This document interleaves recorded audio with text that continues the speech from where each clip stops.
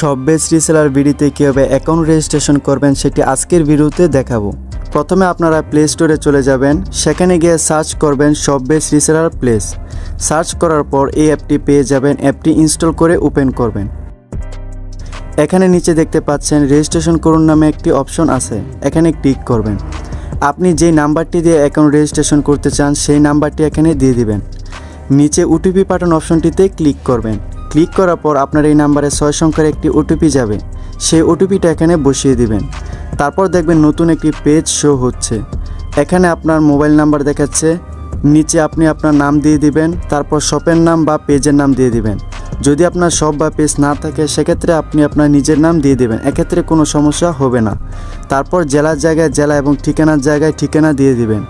তারপর এখানে আপনাকে 6 সংখ্যার একটি পাসওয়ার্ড দিতে হবে, সেম পাসওয়ার্ডটি আবার কনফার্ম পাসওয়ার্ডের জায়গায় আপনারা লিখে দিবেন। সেলার কোড এই অংশটি সবচেয়ে বেশি